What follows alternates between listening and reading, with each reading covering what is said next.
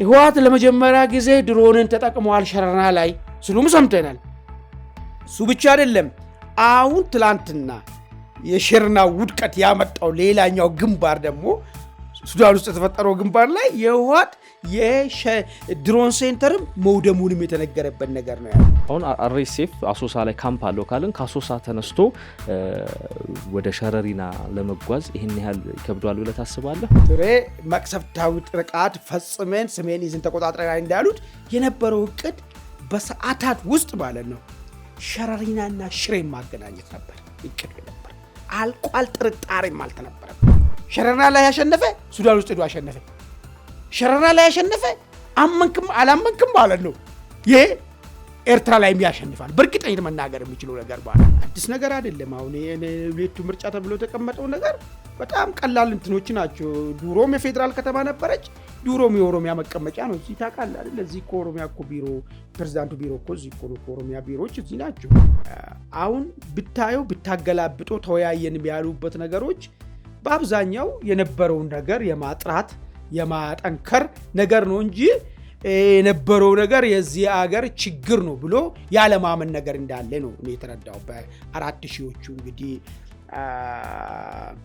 ኮሚሽኑ በምን እንደመረጠ የማይታወቅም መርጧቸው ያወያያቸው ሰዎች ማለት ነው። ወይ መጀመሪያ የብሔር ጉዳይ አይበጅም፣ ከዚህ የተሻለ ነገር መንገድ ማየት አለብን ብለ መከራከርና አዲስ አመለካከት እንዲመጣ ማድረግ ነው። አዲስ አመለካከት ሳፈልግ ሁሉም መሬቶች ብሔር አላቸው እያልክ ስትከራከር ውለ እዚህኛው ጋር ስደርስ በምን አይነት አርጊውመንት ነው ይሄኛው የኦሮሚያ እዚህ አካባቢ መድረስ የለበትም፣ የኦሮሚያ መቀመጫ መሆን የለበትም፣ ኦሮሚያ ምንም ነገር የለውም ከዚህ ጋር ብለ ልትከራከር የምችልበት ምክንያት ኔቱ አይገባኝም። በ1.9 ሚሊዮን ብር ሙሉ ክፍያ በመሃል መርካቶ ተክለ ሃይማኖት የሱቅ ባለቤት ይሁኑ። በአንድ ዓመት ውስጥ የምናስረክባቸው G+5 ዘመናዊ ሞል በተለያየ ካሬ አማራጭ ከ640 ሺህ ብር ቅድመ ክፍያ ወይም በሙሉ ክፍያ 11 ካሬ በ1.9 ሚሊዮን ብር 16 ካሬ በ2.4 ሚሊዮን ብር 22 ካሬ በ3.5 ሚሊዮን ብር 32 ካሬ በ6.4 ሚሊዮን ብር ሙሉ ክፍያ በኔት ኤሪያ ያለምንም ዋጋ ጭማሪ ወይም በፊክስ ፕራይስ እና በፉል ፊኒሽ የምናስረክባቸው ሲሆን ቀድሞ ለሚመጡ ለ10 ደንበኞች እስከ 20% የሚደርስ ልዩ ቅናሽ አዘጋጅተናል። የዚህ ድል ተጠቃሚ ለመሆን ፈጥነው ከታች ባለው በድርጅቱ ስልክ ቁጥር ይደውሉ። ሜሪት ፕሮፐርቲስ። አክብሮታዊ ሰላምታችን በያላችሁበት የዓለም ዳርቻ የደረሳችሁ የተወደዳችሁ የአንድ አፍታ ሚዲያ ቤተሰቦች ከአንድ አፍታ ለእናንተ የሚደርስ የአንድ አፍታ ኢንሳይድ ዝግጅታችን ተጀምሯል። ከአማኑኤል መንግስቱ ጋር ሰሞነኛ ትኩረት የሚሹ አጀንዳዎች ላይ እየተወያየን አብረን እንቆያለን። እናንተም እንግዲህ በምናነሳቸው ሀሳብ አስተያየቶች ላይ አጀንዳዎች ላይ ሀሳባችሁን እየሰጣችሁን አብራችሁን እንድትቆዩ ግብዣችን ነው። አማን እንኳን ደህና መጣ። እንኳን ደህና ቆየኝ ዘሩ። በዚህ ሳምንት እንግዲህ ብዙ አጨቃጫቂ አነጋጋሪ የኢትዮጵያን ፖለቲካ አየሩን ተቆጣጥረውት የዋሉ በርካታ ጉዳዮች አሉ። ከነዚያ መካከል የአዲስ አበባ ጉዳይ አንደኛው ነው። ሁለተኛው ደግሞ የኢትዮጵያና የሱዳን የእጅ አዙር ፍልሚያ ልንለው እንችላለን። በተለይም በኩርሙክ የደረሰው ጥቃት አለ። በተደጋጋሚ የአየርና የምድር ውጊያዎች ተደርገው አርኤስኤፍ ኩርሙክን ተቆጣጥሯል። በዚህ ውጊያ በርካታ የቲፒኤልኤፍ ታጣቂዎች ተማርከዋል፣ ተገድለዋል። ከበባ ውስጥ የገቡ በርካታ ታጣቂዎች እንደነበሩ የሱዳን ጋዜጦች በስፋት ሲያሰራጩት ነበረ። የሸረሪናው ጥቃት ሸረሪና ላይ የደረሰው ቲፒኤልኤፍ ላይ የደረሰው ጥቃት እንግዲህ በኩርሙክ ተደግሟል የሚል ነገር አለ። ራያ ላይም የተፈጸመው የድሮን ጥቃት አለ። ቀጠናዊ አንደምታዎቹን የቲፒኤልኤፍ ሰራዊት ከውስጥም ከውጭም እየደረሰበት ያለውን መጠነ ሰፊ ምትና ጥቃት እንቃኛለን። ሁለተኛው ደግሞ የአዲስ አበባ ጉዳይ ነው። አዲስ አበባ እንግዲህ እኛ እዚህ ስቱዲዮ እስከገባን ድረስ እንግዲህ ሁለት አይነት መረጃዎች ናቸው እየወጡ ያሉት። መናኸሪያ ራዲዮ የአዲስ አበባ ጉዳይ ተወስኗል፣ የኢትዮጵያ የፌዴራሉ መቀመጫ እንደዚሁም ደግሞ የኦሮሚያ ክልልም ዋና ከተማ ወይንም መቀመጫ እንድትሆን ተወስኗል የሚል ዘገባ ይዞ ወጥቷል። የምክክር ኮሚሽኑ በተለይ በበኩሉ በሁሉም በስምንቱም አጀንዳዎች ላይ ተስማምተናል በአዲስ አበባ ጉዳይ ጭምር። ነገር ግን በአዲስ አበባ ጉዳይ ምንድን ነው ከስምምነት የተደረሰው ሲባል መልስ ለመስጠት አልቻለም ወይም ፈቃደኛ አይደለም። ነገር ግን አዲስ አበባ የኦሮሚያ ክልል መቀመጫም የፌዴራል መንግስቱ መቀመጫ እንድትሆን ተወስኗል የሚለው መረጃ እንግዲህ ያነጋገረ ነው።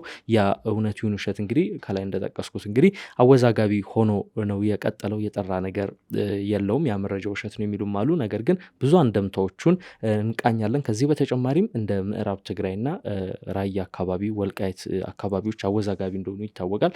እነዛን ተከትሎ እንግዲህ የምክክር ኮሚሽኑ አንድ አዲስ ውሳኔ ሰጥቷል። ያንንም ውሳኔ ከአዲስ አበባ ጋር አያይዘን እንመለከተዋለን። አስቀድመን የኢትዮጵያን ጉዳይ በብርቱ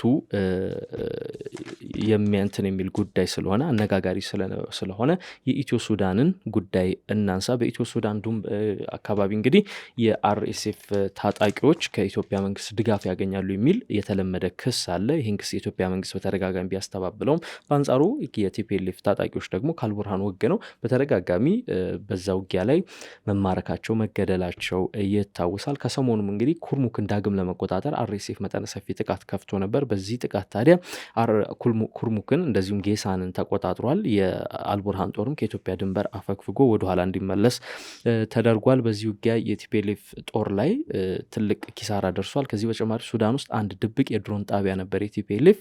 ይህንም በአርኤስኤፍ የአየር ድብደባ እንደተፈጸመበት ከስፍራ የወጡ መረጃዎች እያመላክታሉ። የእነዚህን ጉዳዮች አንደምታ እንቃኝ። በተለይም ከ2 ሳምንት በፊት በሸረሪና ከተደረገው ውጊያ ጋር አያይዘን። አመሰግናለሁ ዘሩ።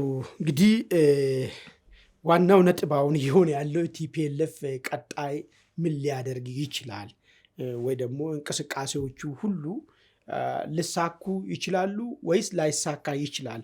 ቀጥሎ ቲፒኤልኤፍ እና ፌዴራል መንግስት መካከል የሚደረገውን ፍጥጫ ወይ ደግሞ ጦርነትን በተመለከተ እጃችንን እንከታለን ብሎ እየተንቀሳቀሱ ያሉ ኃይሎች ምንድን ነው ከዚህ በኋላ ሊኖራቸው የሚችለው ሚና የሚለውን ነገር አመላካች ሊሆን የሚችለው የሸረና ጉዳይ ነው። ሸረና ጉዳይ ባይዘው ናት ሲምፕል እንትን አይደለም። ዝም ብሎ የቲፒኤልኤፍ ኃይል እና ፌዴራል መንግስቱ ኃይል መካከል የተፈጠረ ተራ ጦርነት አድርጌ አይደለም የማይሆነ ነገር ማለት ነው።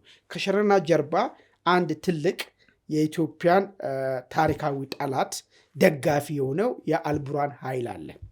በዋነኝነት ጦርነቱን ባለፈ አንስተናል ይመስለኛል ሳምንት በነበረን ውይይታችን ላይ የቲፒኤልኤፍ ፍላጎት የሆነ ጦርነት አልነበረም። በዋነኝነት የጦርነቱ ባለቤት የአልቡርሃን ኃይል ነው። የአልቡርሃን ኃይል ደግሞ በራሱ የሚመራ አይደለም፣ ወደንም ጠላንም በግብፅ የሚነዳ ኃይል ነው። ስለዚህ ሸረናን የፈለገው ልክ ቲፒኤልኤፍ እና ፌዴራል መንግስት መካከል ደረገ ጦርነት ተደርጎ ተነገረ እንጂ ኢትዮጵያን እጇን ሸብበን በትነናት ሚና እንዳትኖራት እናደርጋለን ያሉ ኃይሎች እዚህ ቀንዱ አካባቢ የተጣመሩ የነ ሻዕቢያ የነ ግብፅ በእነ ሱዳን ፈጻሚነት የተሞከረ ሙከራ ነው ማለት ነው። ይህን ሊያመላክት የሚችለው ምንድን ነው? ሸረና ላይ የተደረገው ተራ የቲፒኤልኤፍ እና የፌዴራል መንግስት መካከል ሲደረጉ የነበሩ አይነት ጦርነቶች ናቸው ወይ? የተሳተፉ መሳሪያዎች ምን አይነት መሳሪያዎች ናቸው? ማን ሰራሽ ናቸው መሳሪያዎቹ? እቅዱስ ምን ነበር የሚለውን ነገር ስናይ ነው እንግዲህ ሸረና ትልቅ ነገር መሆኑን የምንረዳው። ከዛ ሸረናን ባየነው አይነው ደግሞ ሸረና ላይ አከርካሪ ስንበታ ለምንድን ነው ተያይዞ ሱዳን ውስጥም ዳግም መመታት የጀመረበት የአልቡርሃን ኃይል የሚለው ነገር ማለት ደርሶ መልስ ለምን ተመታ የሚለው ጥያቄም ስታይ ይሄ ለግብፅም ይሁን ግብፅ እንኳን ያው በተልእኮ ነው መጫወት የምትፈልገው ቀጥተኛ ተጫዋችም ስላልሆነች በቀጥተኛ ተጫዋች ለመሆን እያሟሟቁ ላሉት ለነ ኤሪትሪያ ምንድነው ሊሰጥ የሚችለው ሜሴጅ የሚለውን ነገር ነው የምናየው ነገር ማለት ነው። ሉክ ሸረና ላይ ቲፒኤልኤፍ መጣ፣ የሱዳን ጦሮች ተጨምሮ መጡ። ኢራን ሰራሽ መሳሪያ አንዳንድ መሳሪያዎች እኮ አይን ማኞች ሲናገሩ ቀጠናው አካባቢም ያልታየ መሳሪያም ነበረ በዚህ ሸረና ላይ የሚባል ዋት የተጠቀመው ያው የጦር ግንባሩ ላይ ተጠቀመው። ቀጥታ እነዚህ መሳሪያዎች ደግሞ ከኢራን ሰራሽ መሆናቸውም የተረጋገጠ ነገር አለ። አንዳንዶቹ ፈራ ተባያሉ ህወሓት ለመጀመሪያ ጊዜ ድሮንን ተጠቅመዋል ሸረና ላይ ስሉም ሰምተናል። እሱ ብቻ አይደለም። አሁን ትላንትና የሸረና ውድቀት ያመጣው ሌላኛው ግንባር ደግሞ ሱዳን ውስጥ የተፈጠረው ግንባር ላይ የህወሓት የድሮን ሴንተርም መውደሙንም የተነገረበት ነገር ነው ያለው። ከየት ነው መጣ እነዚህ መሳሪያዎች? ለምንድን ነው መጡት? ቀጥታ ለአልቡርሃን የተላከውን በህወሓት እጅ ገብቶ ነው ወይስ ህወሓት ቀጥተኛ መስመር ያበጀው ነገር አለ ምንም ጥያቄም እንድታነሳ ያደርጋል ማለት ነው። ግን እሱ ጋር አሁን የድብቅ የድሮን ጣቢያን የተባለው ሱዳን ውስጥ አንድ የሆነች ስፍራ ላይ ቴክኒሻኖችም እንደተገደሉ ድብደባው የተፈጸመውን በአርኤስኤፍ እንደሆነ ተነግሯል። የሸረሪና ውጊያ ካበቃ ከ3 ቀናት በኋላ ቲፒኤልኤፍ ያወጣው መግለጫ ላይ እንደምታስታውሰው አርኤስኤፍ በዚህ ጦርነት ከኢትዮጵያ መንግስት ጎን ሆኖ ተሰልፏል የሚል ክስ አንስቷል እና ሶ ያክስ የቲፒኤልኤፍ እውነት የሚሆንበት እድል አለ ማለት ነው በተዘዋዋሪ ስታዩ። አሁን ምንድነው መሰለህ እንግዲህ አሁን በእውቀት ላይ ተንተርሰን ነው አሁን የቲፒኤልኤፍ ያለውን ነገር ለመተንተን የምንሞክረው ማለት ነው።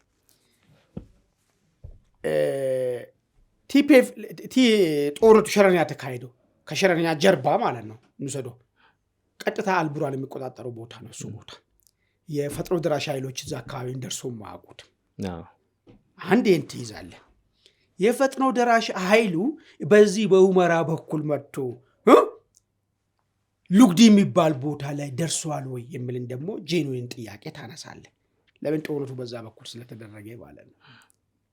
በፍጹም እስካሁን ድረስ የፈጥኖ ደራሹ ኃይሎች ቤዛላቸው ይገዛ ተደርጎላቸዋል ሰልጥኗል ምናምን ተብሎ የምነገረው ሁሉ ከየት ጋር ተያዘ ነው?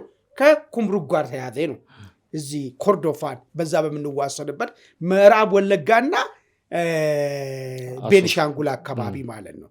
አሁን በምን ሐሳብ ነው በዚህ ሂደት ውስጥ የአርኤስኤፍ ነበረ ፈጥኖ ደራሽ ወጋም ብሎ ዶክተር ደብረጽዮን ያቀረበው ሐሳብ ታማኒነት ጥያቄ ውስጥ የሚንከተው ማለት ነው።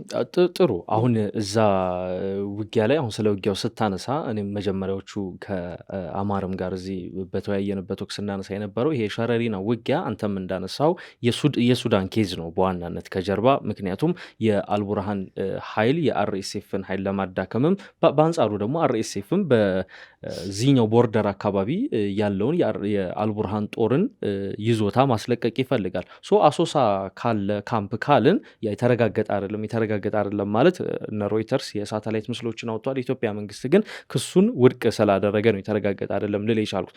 አሁን አርኤስኤፍ አሶሳ ላይ ካምፕ አለው ካልን ከአሶሳ ተነስቶ ወደ ሸረሪና ለመጓዝ ይህን ያህል ይከብደዋል ብለህ ታስባለህ? እኔ አሁን አንዳንዴ ጂኦግራፊን ባለሙያ ስለሆንኩ ማለት ነው ይከብደዋል። ስለ ኢትዮጵያ ግዛት ውስጥ ስለሆነ ያለው በፕሌንም መጓዝ ይችላል። በተለያዩ አማራጮች አሉ። እኮ ሉግዲ ጋር አልኩ እኮ ሉግዲ ለመምጣት ሚኒመም የሁመራን አየር መጠቀም ነው መጀመሪያ ሊያራግፍ የሚችልበት ማለት ነው። አየር ማረፊያ መጠቀም አለብህ ማለት ነው። ይሄ በፍጹም የታየበትና ምንም እኮ የዛ ያሉት የተለያዩ ሰዎች ናቸው ያሉት። መረጃም ማግኘትም የሚቻል ነገር ነው። አንድ ወገን ብቻ አይደለም ያለው ማለት ነው። ያዩን የሰማውን ነገር ከማንኛውም ሰው መረጃ መሰብሰብ ይቻላል። ሌላው ቢቀር ግን ይህን ጦርነት በግንባር ቀደም የተከናወነው ጦርነቱ በተከዜ ዘብና በአካባቢ ባሉ መከላከያ ኃይሎች አንድ ላይ ጥምርና የአማራ አድማ በታኝ ተጨምሮበት ከቲፒኤልኤፍ እና ከሱዳን ጦር ጋር መዋጋቱ ነው። ሂስትሪ ወይ ነው። አሁን እንደ ዶክተር ደብረጽዮን ይህን ነገር ያመጡ ምናልባት ሰው ሊረዳም አይችልም ወይ ደግሞ የተለመደ ኮሙኒዝማዊ ፕሮፓጋንዳ አለ። ጥቁር ፕሮፓጋንዳ የሚባል ነገር አለ አይደል? እሱን ለማካሄድ ሰው አይገነዘብም። ከጀርባ እንዴት ነው ሱዳን ስለተባለ ብቻ ፈጥኖ ደራሹም እዛ ጋ ነው ምንድነው የዚህ የሱዳን ሰራዊት እና አልቡርሃን ጦርም እዛው ጋ ነው ብሎ ሰው ይረዳል ብሎ ለመገመት። ሁለተኛ ነገር ደግሞ የራሳቸውን ደጋፊዎች ለምን በዚህ መቅሰፍት ተመታን ባይዘው አንድ ነገር ላንሳልኝ። እንግዲህ ጫውታ ያነሳልና ቲፒኤልኤፍ ዝም ብሎ ኦል ኦፍ ሰደን አይደለም ያ ጦርነት ተከናወነው። ለ3 ዓመት ሙሉ ዝግጅት ሲደረግበት ነበር ጦርነቱ። በሱዳንና በግብፅ ፋይናንስ በነ ኢራን አስታጣቂነት ኢራን ቀጥታ ኢትዮጵያ ጉዳይ ገብታ ነው ወይ ሱዳን ውስጥ በሚፈልገው ጉዳይ ነው፣ እሱ ሌላ ጉዳይ ነው።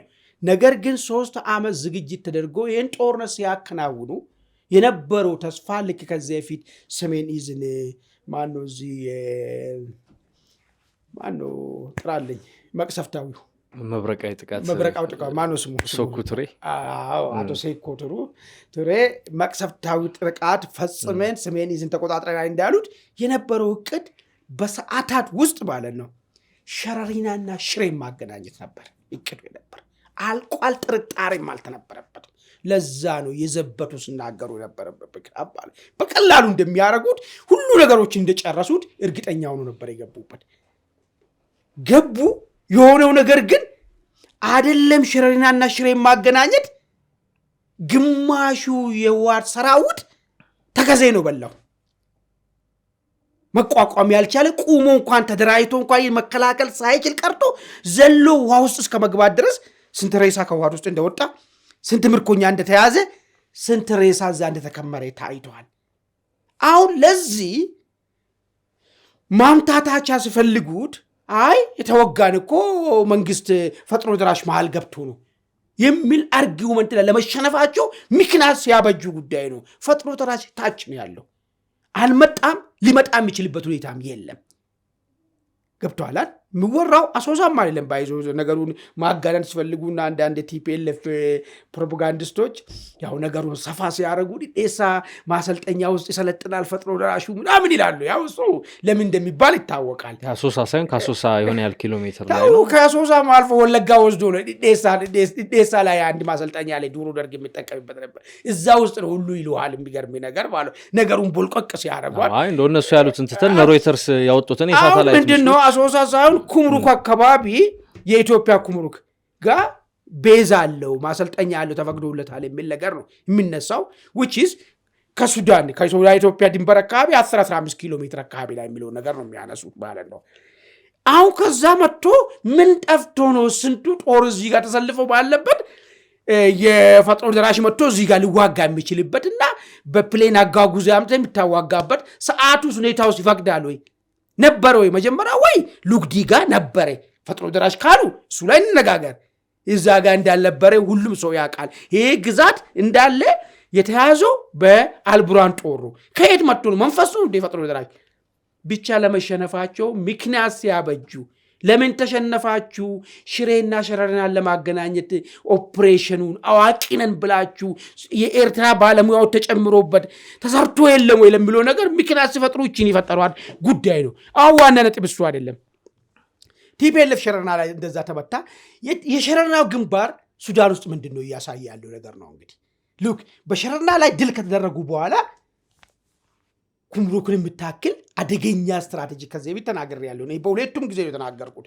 በኢትዮጵያ በፈጥኖ ደራሹ እጅ የገባ ቀን ዛሬ ለኢትዮጵያ ትልቅ ዳሴ ነው ብዬ ተናገር ያለው ነው። ለምን ኩምሩክን በቆጣጠርክ ማለት እዛ አካባቢ ያለ ቀጠና ወታደራዊ ገዢ መሬት በመሆኑ ግብጽ ትልቁ አልቡራንን የምትደግፍበት የምታበረታታበት ምክንያት የዚች ስትራቴጂክ ቦታ ነው። አንዱ ወሳኝ ነገር ለምን ህዳሴ ግድቡን ለመቆጣጠር ምቹ ቦታ የሚባለው ቦታ እሱ ቦታ ነው። እሱም ቦታ በያዘ ቁጥር አልቡራን ሱዳን ማለት ነው የመደራደር ህዳሴ ግድቡን በተመለከተ የመደራደር አቅም ይጨምርላቸዋል። ይህንን ከእጃቸው ወጥቶ ከፕሪፌሪያል ፎርስ ወይ ደግሞ የማዕከላዊ ካርቱም ፖለቲከኛ ውጭ የሆነ የግብፅ ተላላኪ ካልሆነ ኃይሉ እጅ ሲገባ ለኢትዮጵያ ትልቅ የድል ቀን ነው። ይቀን ብዬ ተናገር ያለው መልሶም ሲቆጣጠሩ ኢትዮጵያ መንግስት ዝም ሊል አይገባም። ማንኛውንም መስዋዕት ተከፍሎ ይሄ ቦታ ለኢትዮጵያ መልካም ፍቃድ ያለው የፈጥኖ ደራሹ ኃይል እንዲቆጣጠር መስራት ግዴታ ነው። የብሔራዊ ጥቅም ግዴታ ነው ብዬ ተናገር ያለው። አሁን መልሶ እዚህ ተቆጣጠረ። ይሄ ማለት የሸረሪናው ድል ሸረሪና ላይ መመታታቸው ኃይሉን አዛብቶታል ማለት ነው። ለዛ ነው የሸረሪና ግንባር የሸረሪና ጦርነት ተራ ጦርነት ሳይሆን ሊወስን የሚችል ቀጠናው ላይ በኋላ እና ኤርትራ ለሚያስቡት ነገር ትልቅ ምልክት ነው ምን ሊሆን እንደሚችል። ሸረሪና ላይ ያሸነፈ ሱዳን ውስጥ ሄዶ አሸነፈ። ሸረሪና ላይ ያሸነፈ አመንክም አላመንክም ማለት ነው ይሄ ኤርትራ ላይ ያሸንፋል በእርግጠኝነት መናገር የሚችለው ነገር ማለት ነው። ስለዚህ ሸረሪና የሁሉም እጅ ስለነበረበት ውጤቱ አሁን እዚህ ቀጠና ላይ የሚደረገውን ነገር የሚያዛባና ሪያሊቲውን የሚያሳየን ሁኔታ ፈጥሯል የሚል ነገር ነው ማለት ነው። አዎ እንግዲህ የዚህ የሸረሪናው ጋር ተያይዞ እንግዲህ ብዙ ጉዳዮች ናቸው የሚነሱት። ጦርነቱም ዋና ማዕከል ያደረገው የአገር ውስጥ ኃይሎች ማለትም በቲፒኤልኤፍ እና በፌዴራል መንግስቱ መካከል ብቻ ሳይሆን ከጀርባ ትልቅ ቀጠናዊ አንደምታ ያለው ቀጠናዊ ምልክት ያለው እንደሆነ ሲነገር ነበር። ከሰሞኑ ሱዳን ውስጥ ያየናቸው ክስተቶች ደግሞ በጌሳን እና በኩርኩም ያየናቸው በኩርሙክ ያየናቸው ክስተቶች ደግሞ በእርግጥም የሁለቱ ሀገራት የውስጥ ግጭትና የውስጥ ያለው የሲቪል ዋር እንግዲህ እየተያዘና አንድ የሆነ መምጣቱን ቀጠናዊ የሆነ መምጣቱን በእጅጉ የሚያሳይ ነው። አንተም ከቲፒኤልኤፍ ጋር እንግዲህ የሸረሪናው ከኩርሙክ ጋር ከሆነው ጋር ሁኔታ ያየው ነገር ከዛ አንጻር ተገቢነት ያለው ይመስላል።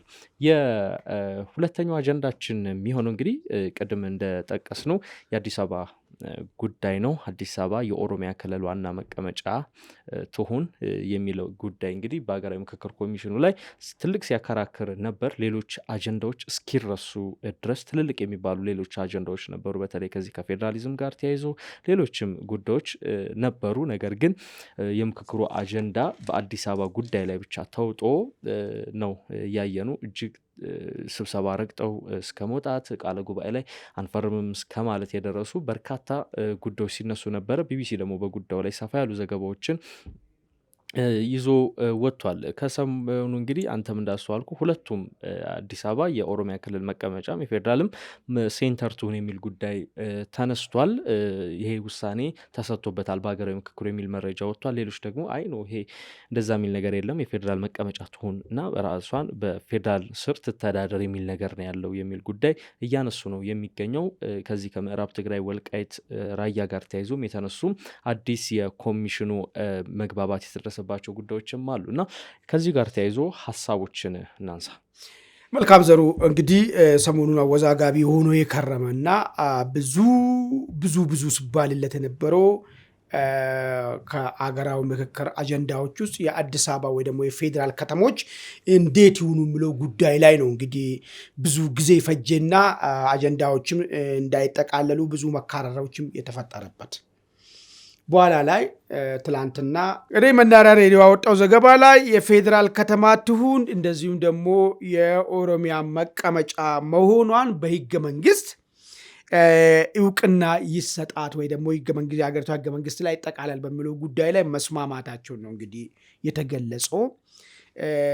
እንዳው ከዛ በፊት ለምንድን ነው የአዲስ አበባ ነገር ሲያነታርክ የቆየው?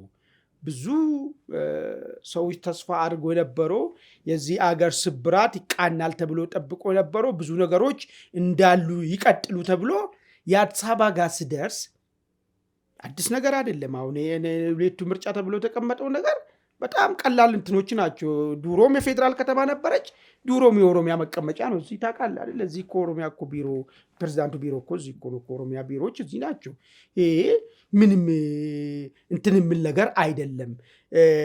ዋና መሰረታዊ ነገሮችን ዝም ብሎ በችለታ ያለፈና ወይ ደግሞ የተስማማ እንደዚህ ነገሮች ላይ ጊዜ ውስጥ ማጥፋት ነበረበት ወይ የሚል ጥያቄ እንድታነሳ ያደርጋል። የሚገርም ነገር ማለት ነው። እንደው ለዛ እስቲ አንድ ሶስት ነገሮችን ላንሳና ወደ አዲስ አበባ እንሄዳለን። ለምንድን ነው ምክክሩ ነገሮችን በአዲስ መልክ ለማየት አልፈለገው? በአዲስ መልክ ማለት እንዴት ነው? 1983 ወያኔ መራሹ አብዮት ይህን ሀገር ከነበረው አዲስ ስትራክቸር እንዲይዙ አድርጎታል። አሁን ብታየው ብታገላብጦ ተወያየን ያሉበት ነገሮች በአብዛኛው የነበረውን ነገር የማጥራት የማጠንከር ነገር ነው እንጂ የነበረው ነገር የዚህ ሀገር ችግር ነው ብሎ ያለማመን ነገር እንዳለ ነው እኔ የተረዳው። በአራት ሺዎቹ እንግዲህ ኮሚሽኑ በምን እንደመረጠ የማይታወቅም መርጧቸው ያወያያቸው ሰዎች ማለት ነው። መርጧቸው ያወያያቸው ሰዎች በአብዛኛው መሰረታዊ የሚባለው አሁን ለምሳሌ ህገ መንግስቱን አረቀቀ። ህገ መንግስቱን ያረቀቀበት የጨቋኝ ተጨቋኝ ትርክት ነው which is fact ነው። በዚህ ጨቋኝ ተጨቋኝ ትርክት ላይ ቆሞ ህገ መንግስቱን አርቅቋል። ይሄን ህገ መንግስት ካረቀቀ በኋላ ደግሞ ለዚህ ጨቋኝ ተጨቋኝ መልስ ሊሆን በሚችል መሬቶች ሁሉ ብሔር እንዲኖራቸው አድርጎ ፌዴራል አወቃቀሩን አዋቀረ። ኤክሰፕት የደቡቡን እንውጣ ከዛ ውስጥ ማለት ነው። በአብዛኛው 95% በዚህ ደረጃ የተዋቀረ ነው። ይሄንን በጣም ምርጥና የኢትዮጵያ ችግር ከዚህ መነጨ አይደለም። ይሄ ጸንቶ ይቀጥል ስለነበር ነው የተባለው በዚህ ምክክር ላይ ማለት ነው። ይሄ መነካት የለበትም። ይሄ ማነካከት የለበትም ማለት የኢትዮጵያ ውስጥ ያለው ያለ መግባባት ምክንያታችን ይሄ አይደለም የሚል ነው ግንዛቤ ነው የያዙት እነዚህ 4000 ተመካካሪዎች ማለት ነው። ለምንድን ነው ይህን ግንዛቤ የያዙት የሚል ነገር ስታይ ሶስት ነገሮችን ልታይ ትችላለህ። አንደኛው ተወያዮቹ ራሳቸው ለዚህ እሳቤ በአብዛኛው ማለት የሚችልበት ተወያዮች ለዚህ እሳቤ ሲስ ልብ ያላቸው ወይ ደጋፊዎች ናቸው ማለት ነው። እዛ ተመርጦ የገቡት ማለት ነው። ወይ ደግሞ ኮሚሽነሮቹ ራሳቸው ለዚህ ነገር ሲስ ልብ ያላቸውና ሄዶ እነሱ ስለሆነ የመረጡት ሰዎቹን የሚመርጡበት ራሳቸው መንገድም ስለሆነ በዚህ ደረጃ ነገሮች ወደ ፊት ለፊት እንዲመጣ ፈልገዋል ማለት ነው። ወይ ደግሞ ኮሚሽነሩን ፈለገ ያልፈለገ ከኮሚሽነሩ ያልተናነሰ ስልጣን ያላቸው ሰዎች አሉ። እኔ ከዚህ በፊት ጠቅሻቸዋለሁ። የነዛ ሰዎች ፍላጎት ደግሞ ሃይደን ፍላጎት ደግሞ ሊሆን ይችላል፣ አናውቅም። ከዚህ ውጪ ግን የግድ ፋክት ከሆነ መቀበል ያለብን ሌላ ደግሞ አማራጭም ሊሆን ይችላል። የዚህ ሀገር መንገድ በቃ የዚህ ሀገር ዝም ብሎ ችግር ነው ብለን እንገልጻለን እንጂ ህዝቡ እሰዮ ብሎ የተማመነበትና ያመነበት ይህንን የብሔር መንገድ ነው ማለት ነው። ከዚህ ሶስቱ አንዱ ነው የሚሆነው ማለት አዲስ መንገድ ላለማየት የተፈለገበት ምክንያቱ ማለት ነው። ሶስቱ ነገር ነው። የተመረጡ ሰዎች ለዚህ እሳቤ ሲስ ልብ ያላቸው ሰዎች ሊሆኑ ይችላሉ። ደጋፊዎች ማለት በሌላ ነገር ባይዘው ያውን አክቹዋሊ እንደዛ አይደል እንዴ? ሁሉም ቦታ ላይ ሁሉም በብሔሩ ነው መሳሪያ ይዞ ጫካ ይገባ አይደል? ስለዚህ የብሔር አይነካብን የሚለው ነገር በስፋት እየተሰማ ነው ያለው። ፋክቱ ነው። ምንም በቃ ስልጣንም የምንይዘው ምንም የምንኖረው በብሔር ነው በሚል ነገር ሁሉም የብሔር ተቆርቋሪ ብቻ ሆኖ ነው ያለው ኢትዮጵያ ውስጥ በተለይ በትጥቅ ትግሉ ላይ ስታይ ማለት ለምን አንድም ኃይል ኢትዮጵያ ውስጥ ህብረ ብሔራዊ አደረጃጀት የያዘ በመሳሪያ ጥያቄ ያስመልሳሉ ብሎ ጫካ ይገባል የለም። ስለዚህ በቃ አሁን በዚህ ሰዓት ላይ የብሔር ጉዳይ ሁሉም ጋር ብቸኛ አማራጭ ሆኖ መጥቷል ማለት ነው። ኦኬ ይሄ ከሆነ ፋክቱ ይሄ ከሆነ እውነታው አዲስ አበባን በተመለከተ እንግዲህ የብሔር አመለካከት የሚለው ነገር አለው። ምንድን ነው የሚለው? መሬቶች ሁሉ ምድሮች ሁሉ ብሔር አላቸው ነው የሚለው። አዲስ አበባም ወደድክም ጠላህም ጂኦግራፊው የአዲስ አበባን ብርት የኦሮሞን ብርት ውስጥ ነው ያለው። ለምንድን ነው እዚህ ጋር ደርሰህ ጭቅጭቅ ውስጥ ሊገባ የሚችልበት ምክንያት? ወይ መጀመሪያ መሬት ምድር ብሔር የላትም፣ ሁሉም ኢትዮጵያዊ የኢትዮጵያ ግዛት ነች።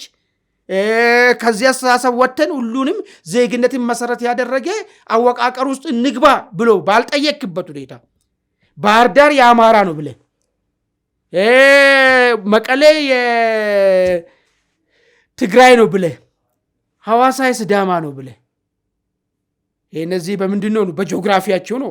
ሐዋሳ ሁሉም ኢትዮጵያኖች የገነባት ከተማ ነች። ነገር ግን የስዳማ መሆኑን ተቀብለሃል። የስዳማ ነው ብለህ ወስነሃል። ከተማውን ሁሉም ኢትዮጵያኖች የገነቡት። አሁን እዚህ ጋር መጥተህ አዲስ አበባ ጋር ስትደርስ እንዴት ነው ይህን ጥያቄ ልታነሳ የሚችለው? ደብል ስታንደርድ መሆን አይሆንም ወይ መጀመሪያ የብሔር ጉዳይ አይበጅም፣ ከዚህ የተሻለ ነገር መንገድ ማየት አለብን ብለህ መከራከርና አዲስ አመለካከት እንዲመጣ ማድረግ ነው።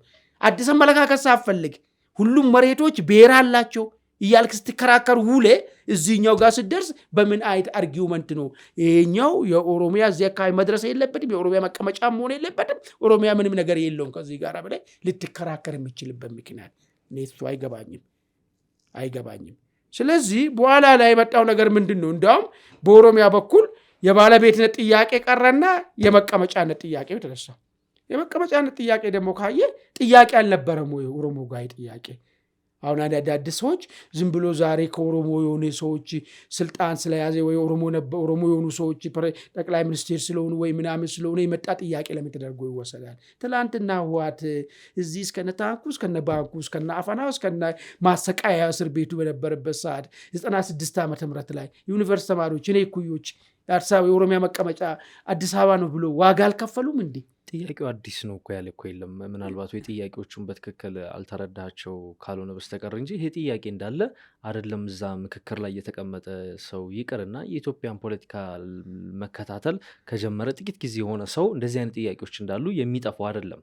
አሁን ይሄ ነገር አዲስ ሆኖ እንደ አዲስ አጀንዳ አይደለም አዲስ ካልሆነ እንደ አጀንዳ መነሳቱ አጀንዳው መነጋገሪያ መሆኑ ግን የሚጠበቅ ነው። ምክንያቱም አዲስ አበባ የፌዴራል ዋና ከተማ ታዲያ ውሳኔው ላይ ለምንድነው ታዲያ ሊያስጮይ ነገር እያንዳንዱ 4000 ሁሉም አጀንዳ ላይ ይነጋገር ቢባል መያዣ መጨበጫ ስለሚያጣ በ8 ቡድን ተከፋፍሎ በ500 8 ውስጥ ያሉ 500 የየቡድናቸው የተሰጠውን አጀንዳ ይወስኑ ነው ተባሉ አይደል?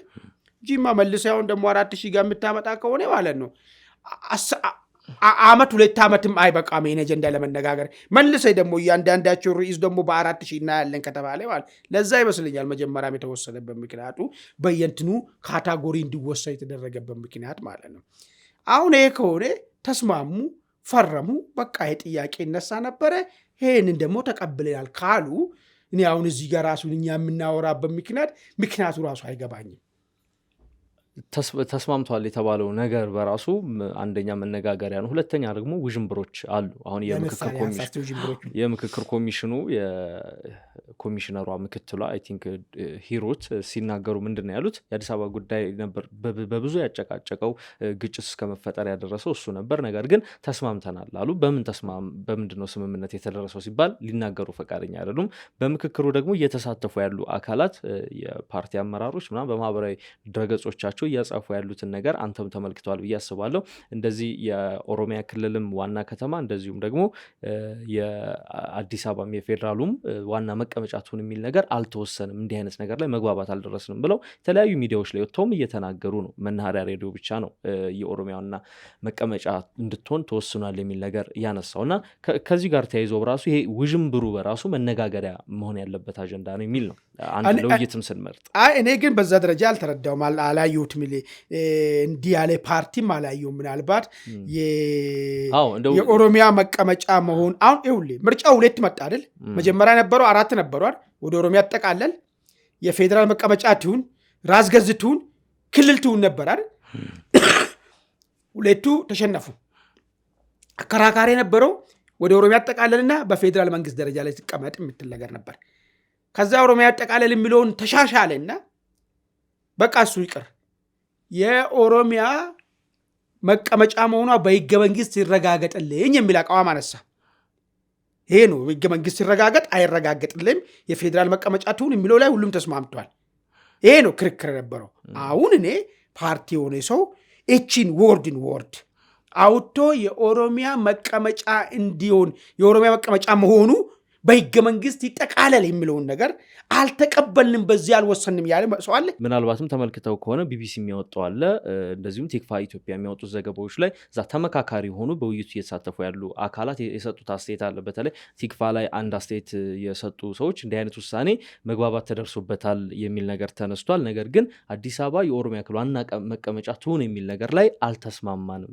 ፓርቲ ሆኖ እንዲህ ያለ እዛ ከተመካካሪዎች መካከል ነው እያልኩ ያለው። ገባኝ። ከተመካካሪዎች መካከል ተመካካሪም ሆኖ ፓርቲ ሆኖ በቡድኑ ውስጥ ነበርኩ በዚህ ጉዳይ አልተስማማንም ያለ ፓርቲ አለ? ኖ እንደ ፓርቲ አይደለም ያልኩ፣ እንደዛው ተመካካሪዎች ውስጥ ያሉ ተመካካሪዎች። ፓርቲዎች እኮ የሚመጡት እኮ በተመካካሪ ፓርቲ አባል ከሆነ በፓርቲ ውክልና ስለሆነ ይሄን አቋም ለምን መሰለህ አሁን እንድትሆን አልተወሰንም ምናምን ሳይሆን እሱማ እነ እናት ፓርቲ ያወጡት ላይ እኮ በአዲስ አበባ ጉዳይ ሊወሰን የታቀደው ነገር ምናምን ብለው ያወጧቸው መግለጫዎች አሉ። ሁሉም የራሱን ቅድም ያሉ ነገሮች አሉ። አሁን ለምሳሌ የነበረው ነገር የተወሰነ ብቻ ሳይሆን በምክክር ያሻሻላቸው ነገር አለ ብሎ እንደ ፓርቲ የሚያስቀምጡ እንትኖች አላቸው። ምንድነው ስትል ውስጥ ሲገባ እንዲህ ተብሎ ነበር እኛ እንደዚህ ታግለን እንዲያርገናል ልል ይችላል። ግን የመጨረሻ ፋይናሉ አሁን የደረስንበት ነገር ማለት ነው የኦሮሚያ መቀመጫ በህገ መንግስቱ ላይ እውቅና ያገኝ ተብሎ በቃለ ጉባኤ ተፈርሟል የተባለው አልተፈረመም የሚል አካል ካለ እሱ ደግሞ ሌላ መከራከሪያና ወይ ደግሞ ሌላ አሁን በሱ ጉዳይ ላይ ሌላ ትንተና ውስጥ ልንገባ እንችላለን። ለዛ ነው ቅድም ያልኩ ይሄ ኦልሬዲ አለቀ የተቋጨ ነገር ነው። ተማምኖ ከፈረሙ እንደው ልናወራ የምንችለው ከዛ በፊት ያለውን ጉዳይ ነው። ቅድም እንዳልኩ ለምን እነዚህ ሰዎች በአጋጣሚ ይሄ ዝም ብሎ የሚመጣ ነገር አይደለም። ብዙ ዘመናት ስጠይቅ ነበረ አገራዊ ምክክር አገራዊ እርቅ ምናምን የሚባል ነገር ነበረ። ሌሎቹ ሲያላግጡ ነበር። እድሉ ሲገኝ ግን አድምቶ መጠቀም ሲገባቸው ትላንትና 1983 ያመጣውን አብዮት ያመጣውን ነገር ብቻ ወደ ማጠንከር ላይ ለምን ሄዱ የሚለው ነገር አወያይ ሊሆን ይችላል። እኔ እሱን አወያይ ነው ብለይ የማስበው ለምን የዘመኑን ሊዋጅ የሚችል አስተሳሰብ የሆነ ነገር ማፍለቅ ለምን አልቻሉም? ይሄን እድል ለምን በከንቱ ያሳልፋሉ የሚል ነገር ጥያቄ ሊሆን ይችላል። ይሄ ነው ለውይይት ልብ ሊሆን የሚችለው ብዬ የማስበው እንጂ ከዛ በኋላማ በዚህ መንገድ ሄዶ ያጸደቁት ነገር ምንም የምትለውጠው ነገር የለም። አጸድቋል። ፈርመ ከወጣ በኋላ ሌላ ነገር ልታወራቸው ያለ ወይኔ በግሌ ልዩነት ነበረኝ። ለምን ሁሉም ሰው ያምኖበት ነው ሊባል አይችልም። ልዩነት እኔ ነበረኝ፣ ነገር ግን ተወያዮች የጎኔ የነበሩ ሰዎች በዚህ ተማምኗል ብሎ አንድ ግለሰብ ወጥቶ ሚዲያ ላይ ሊናገር ይችላል። በዚህ ግን ይሄ ጉዳይ አሁን ተወስኖ ወጥቷል ማለት ነው። ከተወሰነ በኋላ ምንም እንትን የሚለው ነገር የለውም ነገር ለማንሳት ያክል ነው። አሁን እንግዲህ ብዙ አከራካሪ ጉዳዮች ናቸው የአዲስ አበባ ጉዳይ ላይ የሚነሱት። ምናልባትም ውይይታችንን ገፋ አድርገን እንዳንሄድም እንግዲህ አንዳንድ ያልጠሩ ጉዳዮች ስላሉ ነው። ነገር ግን ውዥንብሩን መመልከት ጠቃሚ ይሆናል ብለን ስላሰብን ነው። በሱዳን የኢቲፒኤልኤፍ ታጣቂዎች እየደረሰባቸው ያለውን ወታደራዊና ፖለቲካዊ ኪሳራ ከሸረሪናና መረዋ ከተፈጸሙ ተደጋጋሚ ጥቃቶች ጋር እያይዘን ተመልክተናል። የዛሬውን እዚህ ላይ እንቋጭ። የተወደዳችሁ ተመልካቾቻችን እንግዲህ የዛሬው አንድ አፍታ ኢንሳይት ዝግጅታችን ይህን ይመስል ነበር። አብራችሁን ስለቆያችሁ እናመሰግናለን። መልካም ቆይታ።